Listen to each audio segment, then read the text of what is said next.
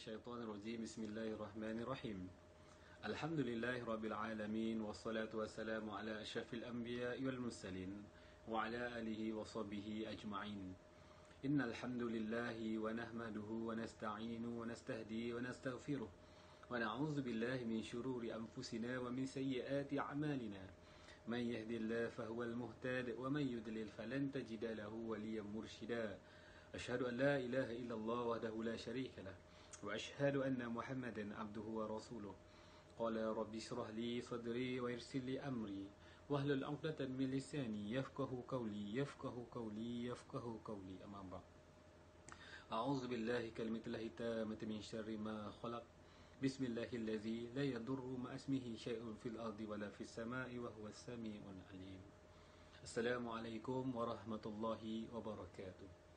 Alhamdulillah Rabbil Alamin. Mari sama-sama kita merafakkan kesyukuran kepada Allah Subhanahu Wa Taala kerana dengan limpah dan kurnianya pada hari ini kita masih diberi nikmat kesihatan, nikmat kesejahteraan untuk meneruskan kehidupan di muka bumi Allah Subhanahu Wa Taala ini. Alhamdulillah pada hari ini telah masuk hari yang ke-23 pada bulan Ramadan. Mudah-mudahan dengan nikmat kesihatan, nikmat kesejahteraan yang Allah kurniakan kepada kita, kita dapat melaksanakan amal ibadah khususnya pada bulan Ramadan ini dan kita diberikan ganjaran yang terbaik di sisi Allah Subhanahu Wa Taala. Alhamdulillah. Mudah-mudahan kita memboleh ganjaran yang terbaik di sisi Allah Subhanahu Wa Taala. Amin ya rabbal alamin. InsyaAllah di kesempatan yang ada ini saya akan memberikan sedikit penjelasan ringkas tentang solat sunat hari raya Aidilfitri yang akan kita laksanakan beberapa hari lagi. Mudah-mudahan dengan sedikit penjelasan ringkas ini akan memberi manfaat kepada semua agar kita dapat laksanakan amalan ini di rumah masing-masing. Kerana pada tahun ini amat berbeza dengan tahun-tahun yang lepas. Kerana kalau tahun-tahun lepas kita boleh melaksanakan solat sunat hari raya di masjid-masjid, di surau-surau.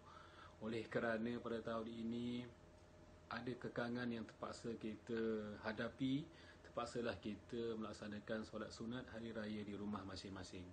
Walaupun ada setengah surau-surau masjid-masjid yang telah diwartakan boleh melaksanakan solat sunat hari raya tetapi dengan jumlah yang agak minimum. Jadi mungkin daripada kalangan kita tidak dapat melaksanakannya di surau ataupun di masjid yang telah ditetapkan. Jadi kita akan insya-Allah melaksanakannya di rumah masing-masing insya-Allah. Alhamdulillah, apabila kita membicarakan tentang solat sunat hari raya, yang pertamanya kita lihat kepada waktu untuk kita melaksanakan solat sunat hari raya Aidilfitri. Solat sunat raya Aidilfitri ini ia bermula apabila sesudah terbit matahari. Dan kebiasaannya kalau kita laksanakan pada tahun-tahun yang lepas di masjid-masjid atau di surau-surau, kita akan memulakan seawal 8 pagi ataupun 8.30 pagi. Dan ada juga yang lewatkan sampai pukul 9 pagi. Sebenarnya tak ada masalah. Sebenarnya ikutkan had masa untuk kita laksanakan solat sunat hari raya Aidilfitri ini ialah sampai sebelum subuh, sampai sebelum zuhur sebenarnya. Maaf. Tapi kebiasaan kita antara pukul 8 pagi hingga 8.30 pagi itulah waktu yang biasa kita laksanakan. Jadi apabila kita berada di rumah pun saya rasa untuk waktu itu adalah amat sesuai sekali. Jadi itu adalah tentang waktu. Dan tentang perkara-perkara yang seterusnya ialah tentang apabila kita ingin melaksanakan solat sunat hari raya itu adalah sewajarnya, sebaiknya kita disunatkan untuk mandi sunat hari raya terlebih dahulu dengan lafaz niatnya nawaitul ghusla li'aidilfitri sunnatan lillahi ta'ala. Saya ulang sekali lagi, nawaitul ghusla li'aidilfitri sunnatan lillahi ta'ala, sahaja aku mandi sunat hari raya Aidilfitri kerana Allah Ta'ala.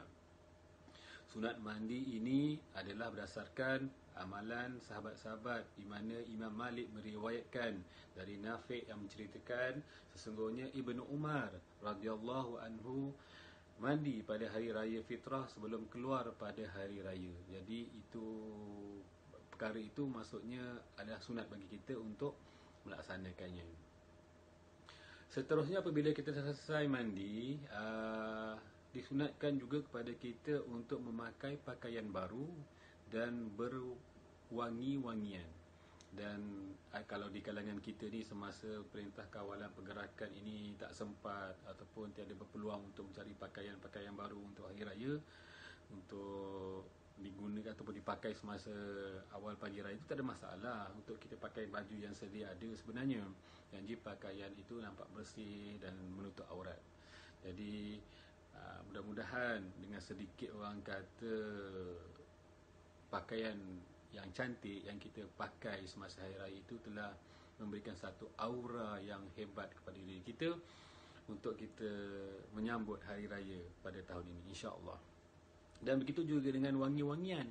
Wangi-wangian dalam diri kita, pada diri kita pun adalah sunat untuk kita memakainya supaya aura ataupun kesegaran pada diri kita itu terselahlah pada pagi raya tersebut. Seterusnya, apabila kita membicarakan tentang solat sunat hari raya, tidak dapat tidak untuk kita perlu untuk bertakbir hari raya. Dan sebenarnya untuk takbir hari raya ini telah bermula daripada sebelum, iaitu pada hari sebelumnya hari raya, iaitu pada tenggelam matahari pada hari sebelumnya, iaitu mungkin pada hari sebelum hari raya itu, sehinggalah imam takbiratul ikram pada solat sunat hari raya tu. Itu masa dia untuk takbir hari raya. Jadi kalau dulu kita boleh pergi ke masjid-masjid, kita boleh pergi ke surau-surau pada malam ataupun pada pagi untuk bertakbir raya beramai-ramai, ataupun mungkin kita boleh pergi ke rumah jiran-jiran untuk bertakbir raya. Tapi pada kali ini kita bertakbir raya di rumah sahajalah bersama dengan ahli keluarga kita. Dan kalau kata adalah pembesar suara di rumah tu, gunakan, tak ada masalah. Kita naikkan syiar hari raya ataupun takbir raya itu bersama-sama dengan keluarga kita di dalam rumah. Lafaz untuk takbir raya saya kata semua sedia maklum. Allahu Akbar, Allahu Akbar, Allahu Akbar. La ilaha illallah, Wallahu Akbar. Allahu Akbar walillahil hamd. Itu dibaca secara meramai lah. Jangan sedih pula. Ini kalau lafaz yang biasanya imam baca, ataupun kadang Bilal baca, ataupun orang-orang yang tertentu akan membacanya. Dan tak ada masalah. Pada hari tersebut nanti, sebelum kita solat sunat nanti, apabila lafaz takbir ni kita boleh baca, kita suruh anak-anak kita baca pun tak ada masalah.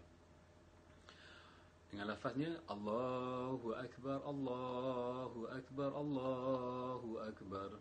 Allahu Akbar kabiran walhamdulillahi katsira wa subhanallahi bukratan wa asila. La ilaha illallah wa la na'budu illa iyyahu mukhlishina lahuddin walau karihal kafirun. La ilaha illallah wahdah sadaqa wa'dah wa nasara 'abdah wa 'azza jundahu wa hazamal ahzaba wahdah. La ilaha illallah wallahu akbar. Allahu akbar walillahil hamd. Kita takbir. Jadi dengan lafaz takbir tadi kita bacalah kalau kita dah ready daripada pukul 7 pagi, 7.30 pagi, 8 pagi tadi, kita membaca ada agak sekadar dalam setengah jam tadi, lepas setengah tu kita boleh mendirikan solat sunat hari raya. Okey, kita terus masuk ke dalam fasa untuk solat sunat raya Aidilfitri. Ini mencemaskan juga ni. Hari itu dah cemas. Jadi imam solat tarawih. Ni cemas lagi ni untuk solat sunat hari raya pula. Jangan dirisau sangatkanlah. Perkara ini bukannya satu perkara yang terlalu berat pada diri kita sebenarnya. Okey, untuk lafaz niat solat raya, usalli sunatan Aidilfitri rak'ataini imaman lillahi ta'ala, itu kalau kita menjadi imam lah. Usalli sunatan Aidilfitri rak'ataini imaman lillahi ta'ala, dengan maksudnya sehajat aku sembahyang sunat Aidilfitri 2 rakaat sebagai imam kerana Allah Ta'ala. Dan kalau kita jadi makmum, usalli sunatan Aidil Fitri rakataini makmuman lillahi Ta'ala, saja aku sembahyang sunat Aidil Fitri 2 rakaat mengikut imam kerana Allah SWT. Dan kalau kita sembahyang seorang, usalli sunatan Aidil Fitri rakataini lillahi Ta'ala, sahaja aku sembahyang sunat Aidil Fitri 2 rakaat kerana Allah Ta'ala. Jadi apabila kita setelah bertakbir tadi dan kita telah bersiap sedia untuk solat dan kita telah niat, mulalah untuk kita melaksanakan solat sunat hari raya. Solat sunat hari raya ni berbeza dengan solat sunat-sunat yang lain kerana dia ada special ataupun istimewa sikit kerana dia ada takbir tambahan, takbiratul ihram tambahan, yang mana apabila rakaat yang pertama dia ada 7 kali takbiratul ihram dan rakaat yang kedua dia ada 5 kali takbiratul ihram. Jadi apabila kita telah niat tadi, kita pun mengangkat takbir yang pertama Allahu Akbar. Setelah kita takbiratul ihram tadi, kita membaca doa iftitah.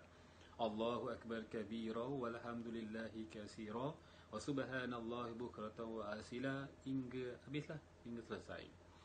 Dan apabila kita selesai membaca doa iftitah tadi, kita kira. Kita boleh kira dengan jari kita macam gini, 1, 2, 3, 4, 5, 6, 7. Itu kalau nak kira secara pergerakan lah. Kalau nak kira dalam hati pun boleh juga sebenarnya. Okey, kita angkat yang pertama, Allahu Akbar. Kita membaca subhanallah, ni tasbih yang kita baca. Subhanallah walhamdulillah wala ilaha illallah wallahu akbar. Ada lagi ulama yang menyambung pula, wala haula wala quwwata illa billahil aliyil azim. Tak ada masalah, nak sambung yang panjang pun boleh, nak baca yang pendek subhanallah walhamdulillah wala ilaha illallah wallahu akbar pun boleh. Takbir 7 kali, tasbih 6 kali. Apabila selesai kita laksanakan takbir Allahu Akbar dan membaca tasbih 6 kali tadi, apabila selesai yang ketujuh, dan teruslah kita membaca surah Al-Fatihah seperti biasa. Dan selepas surah Al-Fatihah, kita membaca surah, apa-apa surah yang kita baca lah. Kalau dulu, kalau semasa sembahyang tarawih itu kita baca inna a'tainakal kautsar fasalli li rabbika wanhar inna syani'aka wal abtar. Rakaat kedua kita baca qul huwallahu ahad Allahus samad lam yalid wa lam yulad wa lam yakul lahu kufuwan ahad. Nak baca juga untuk solat hari raya ni, tak ada masalah, bacalah. Iqra' ma tayassaru minal Quran, baca apa-apa saja yang ada dalam Quran, tak ada masalah sebenarnya. Kalau isteri kita tanya, anak-anak kita tanya, ayah sama aja daripada solat tarawih tu sampai raya, kita jawablah, nak telikan, nak samakan sebenarnya bulan puasa dengan hari raya ni. Sebenarnya itu saja yang kita hafal kan. Mudah-mudahan sebenarnya tak ada masalah. Ini sebenarnya tak menjadi masalah kepada kita sebenarnya. Okey, kita masuk, setelah kita baca surah tadi, kita rokok, kita i'tidal, kita sujud, duduk antara duduk sujud, kita sujud dan kita bangun. Dan apabila bangun tadi, jangan terus baca Al-Fatihah. Ingat, tu kena beringat. Kadang-kadang bila kita semayang di masjid-masjid pada tahun-tahun lepas pun macam itu. Kadang-kadang apabila kita dah kebiasaan, dah biasa, apabila kita bangun, kita nak baca Al-Fatihah kan. Dalam solat hari raya ni kena ingat, apabila kita bangun, kita bertakbir. Takbiratul ihram, kalau tadi rakaat pertama 7 kali, ini 5 kali dengan 4 kali tasbih. Allahu Akbar, subhanallah walhamdulillah wala ilaha illallah wallahu akbar. Allahu Akbar, subhanallah walhamdulillah wala ilaha illallah wallahu akbar. 5 kali takbir dan 4 kali tasbih. Dan apabila selesai tasbih, samalah maksudnya kita membaca surah Al-Fatihah dan membaca surah, apa-apa surah yang kita hafal, dan seterusnya kita teruskan dengan rukun-rukun solat yang biasa, iaitu rukuk, i'tidal, sujud, duduk antara sujud, sujud semula dan tahiyat akhir. Dan alhamdulillah selesailah solat sunat hari raya kita pada tahun ini. Dan yang istimewanya, solat sunat hari raya ini ada khutbah. Aduh, cemas lagi, khutbah pula. Khutbah Sebenarnya kalau sunat hari raya ni ikut kepada kemampuan, ikut kepada kesesuaian kita sebenarnya. Tapi kalau kita tak baca khutbah pun sebenarnya tiada masalah.